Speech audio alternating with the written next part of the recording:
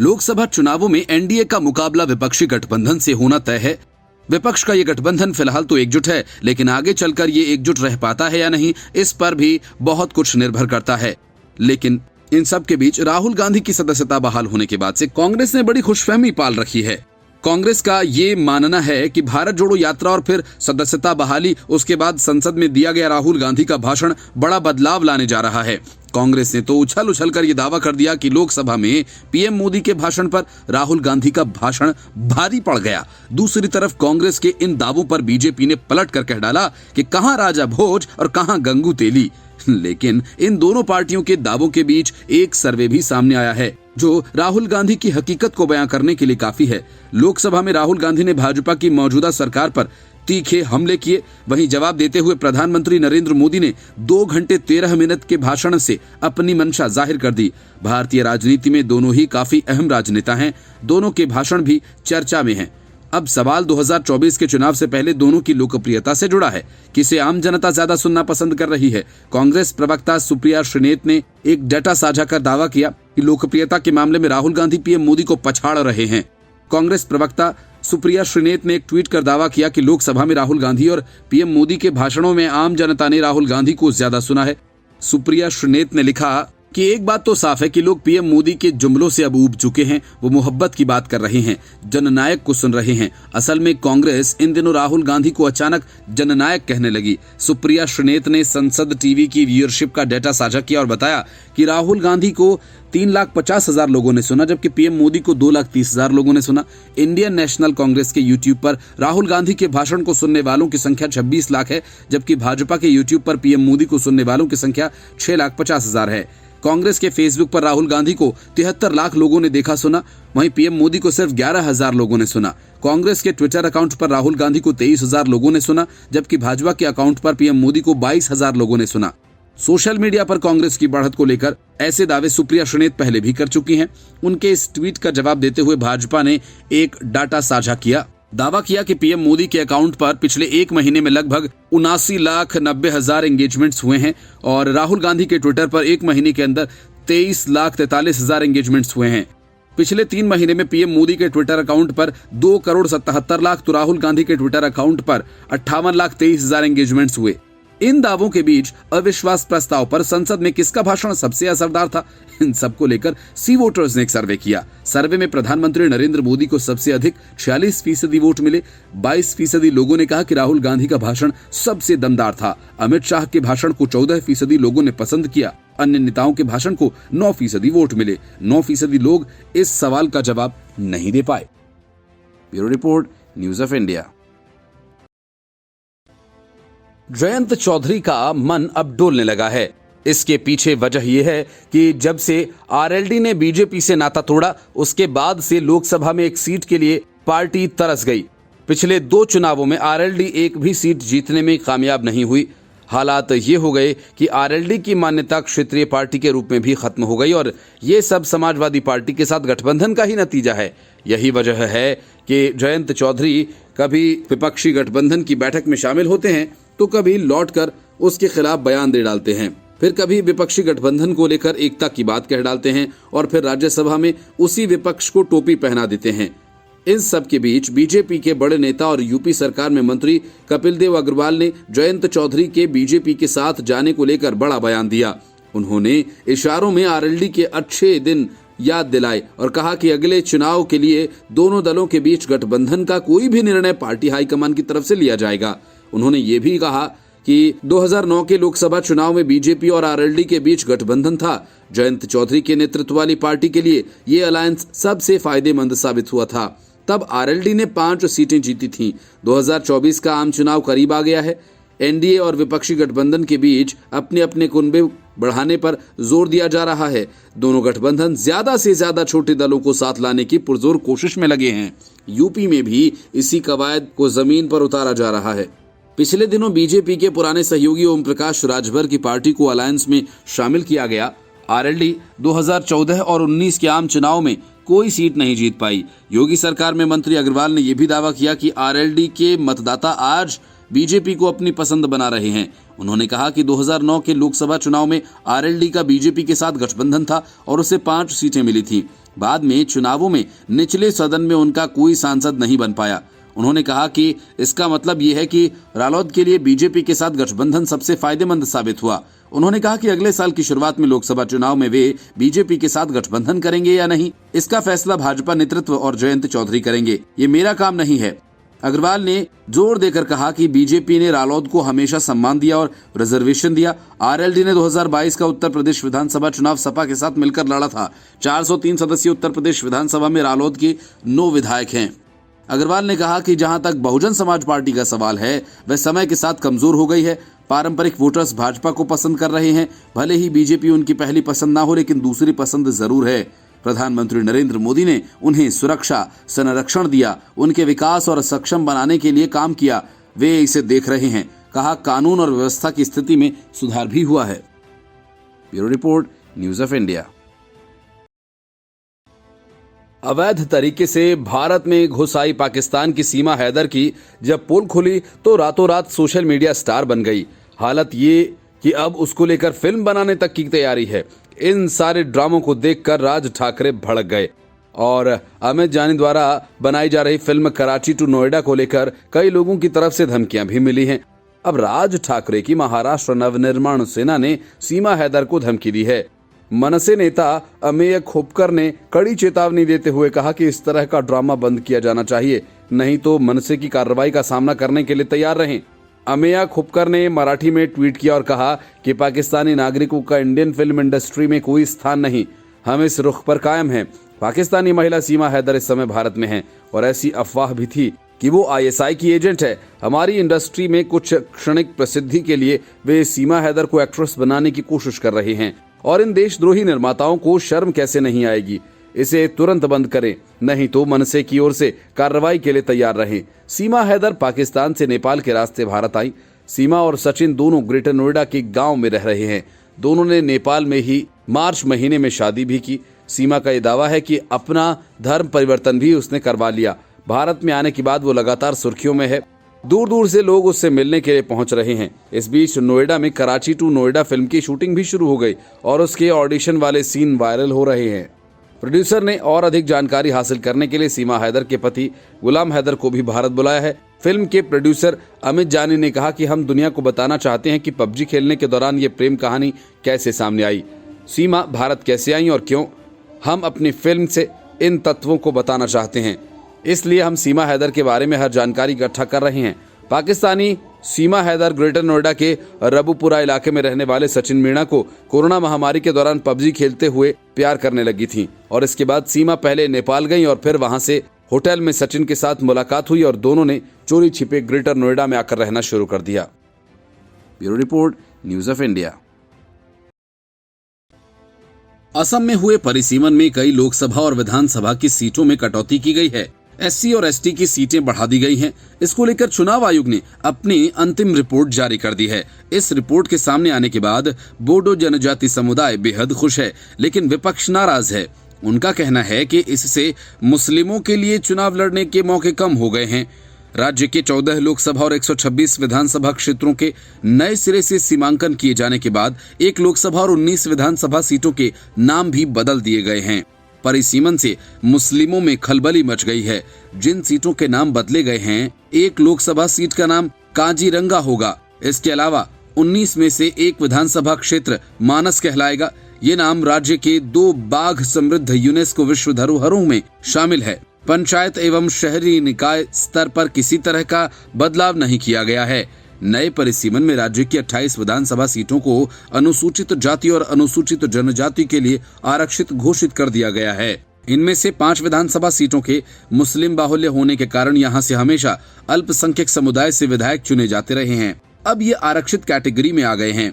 चुनाव आयोग के बयान में कहा कि राज्य के 19 विधानसभा और 2 लोकसभा निर्वाचन क्षेत्र अनुसूचित जाति जनजाति के लिए आरक्षित किए गए हैं। राज्य में 1 लोकसभा और 9 विधानसभा क्षेत्र अनुसूचित जाति के लिए आरक्षित किए गए हैं। इससे पहले विधानसभा में एससी के लिए आरक्षित सीटें 16 और एसटी के लिए 8 सीटें थीं।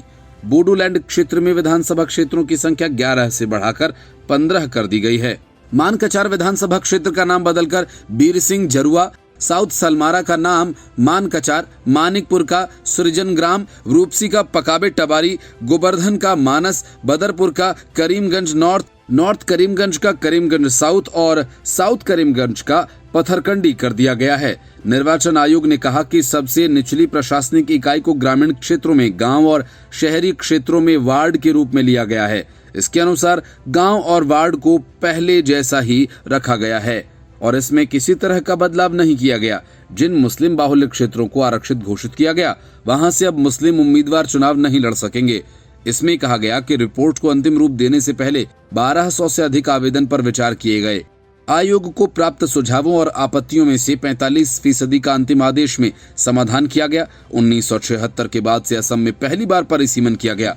परिसीमन को लेकर राज्य के मुख्यमंत्री हिमंत बिस्वा शर्मा का कहना है कि अंतिम अधिसूचना में लोगों की मांग के अनुरूप राज्य सरकार की ओर से रखे गए कुछ सुझावों को स्वीकार किया गया। उन्होंने कहा कि हमारे कुछ अनुरोध मान लिए गए हैं। सीएम शर्मा ने कहा कि 2021 के विधानसभा चुनाव में बीजेपी के चुनावी वादों में परिसीमन भी शामिल था। असम के बोडो समुदाय ने चुनाव आयोग के इस निर्णय का स्वागत किया। निखिल बोडो छात्र संस्था, बोडो जातीय परिषद, बोडो साहित्य सभा, बोको क्षेत्रीय बोडो जातीय परिषद, दुलाराई बोडो हरिमू अफाद, दुलाराई बाथो महासभा और बोडो महिला कल्याण परिषद ने संयुक्त रूप से प्रेस कॉन्फ्रेंस करके इस पर खुशी जाहिर की। वहीं कुछ राजनीतिक दल इसका विरोध कर रहे हैं। Bureau report, news of India. Congress के ताजा जननायक बने राहुल गांधी ने मणिपुर की समस्या के समाधान के लिए एक नुस्खा बताया था कि राज्य को सेना के हवाले कर दिया जाए, वे 2 दिन में सब ठीक कर देगी। मतलब सेना वहां जाए, गोलियां चलाए और सब ठीक। इस बात को लेकर कांग्रेस और बीजेपी में सियासी जंग छिड़ गई है।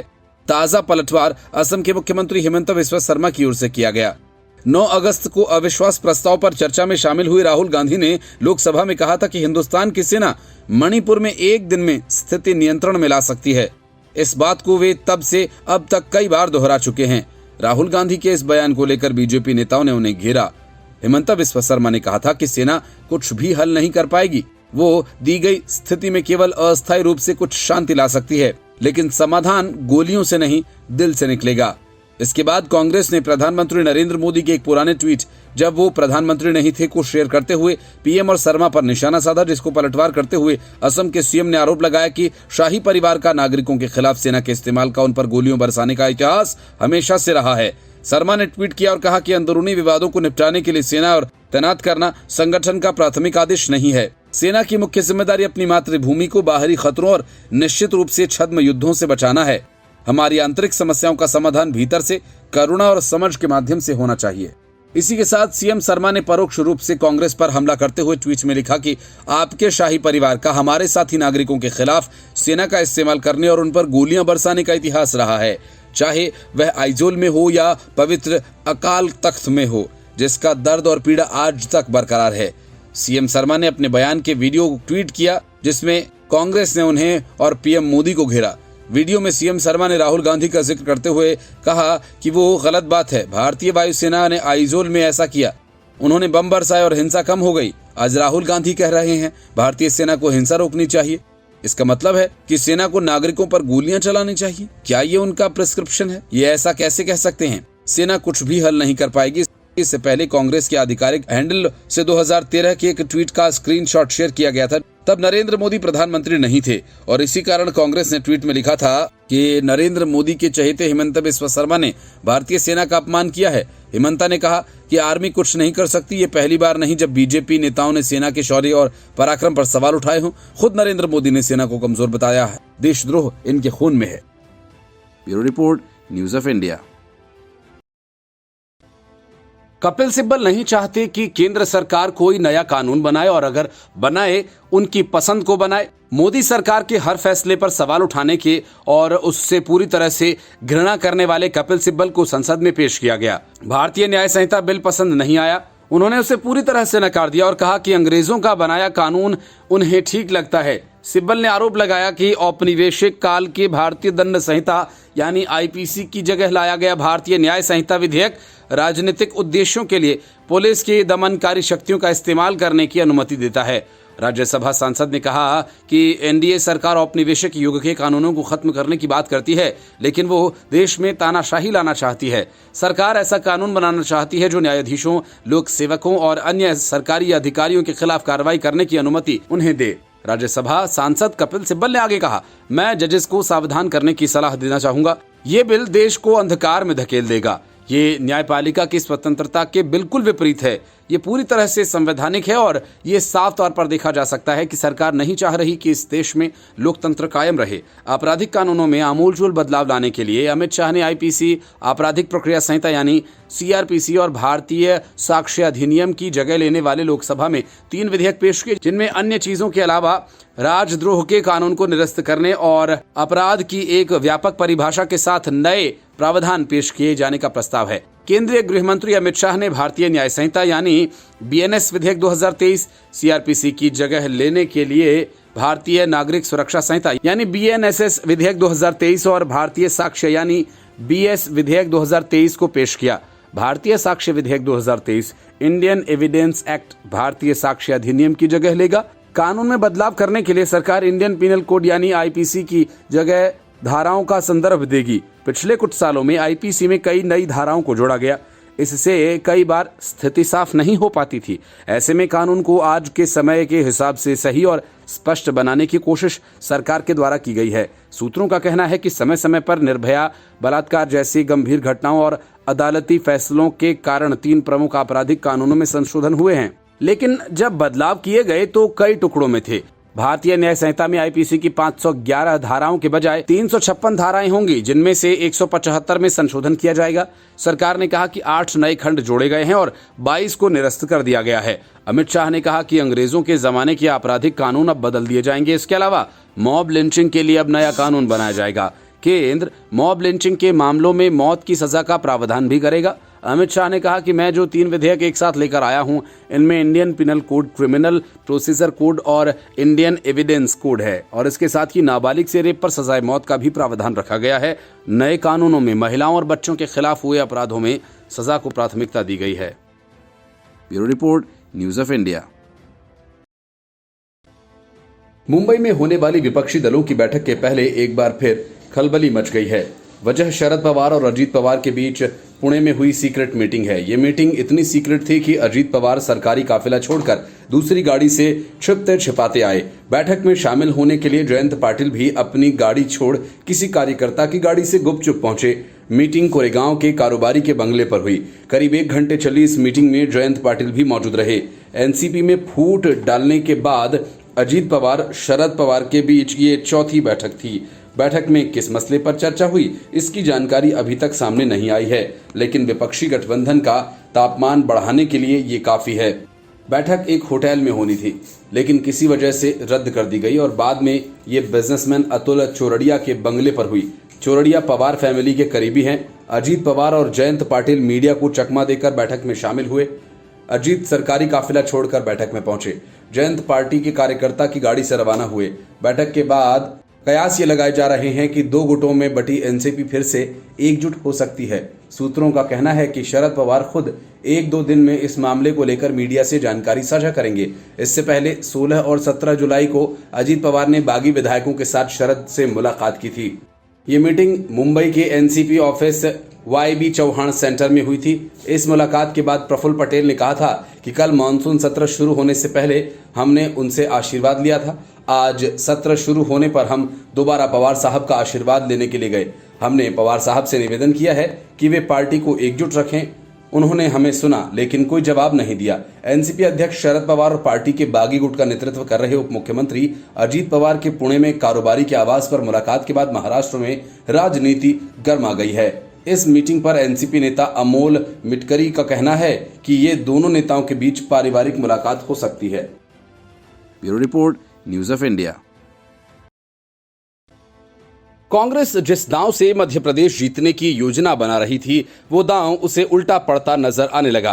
प्रियंका गांधी वाड्रा और कमलनाथ के लिए 41 जिलों में 41 एफआईआर दर्ज की गई हैं। दोनों पर फर्जीवाड़े का आरोप है।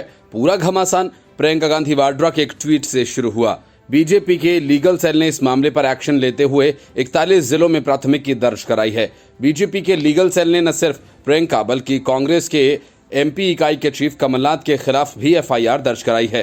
प्रियंका गांधी ने ट्विटर पर यह दावा किया था कि मध्य प्रदेश के ठेकेदारों के एक संघ ने उच्च न्यायालय के मुख्य न्यायाधीश को पत्र लिखकर शिकायत की है कि उन्हें 50% कमीशन देने के बाद ही भुगतान मिलता है। उन्होंने आरोप लगाया था कि कर्नाटक की भ्रष्ट भाजपा सरकार 40% कमीशन वसूलती थी। मध्य प्रदेश में भाजपा सरकार भ्रष्टाचार के अपने ही रिकॉर्ड को तोड़कर आगे निकल गई है। कर्नाटक की जनता ने 40% कमीशन वाली सरकार को सत्ता से बाहर कर दिया। अब मध्य प्रदेश की जनता 50% कमीशन वाली सरकार को सत्ता से हटाएगी। बताया गया कि प्रियंका और कमलनाथ के खिलाफ भोपाल, इंदौर, ग्वालियर समेत 41 जिलों में एफआईआर दर्ज कराई गई है। वहीं इंदौर में एडीसीपी राम सनेही मिश्रा ने कहा कि कुछ भाजपा नेताओं ने एक ज्ञापन दिया जिसमें कहा गया कि कुछ कांग्रेस नेता सोशल मीडिया प्लेटफॉर्म पर गलत सूचनाएं डाल रहे हैं और इससे उनके नेताओं की छवि खराब हो रही है। जांच चल रही है और तथ्यों के आधार पर कार्रवाई की जाएगी। ज्ञापन में प्रियंका गांधी वाड्रा और कुछ अन्य कांग्रेस नेताओं के नाम का उल्लेख किया गया है।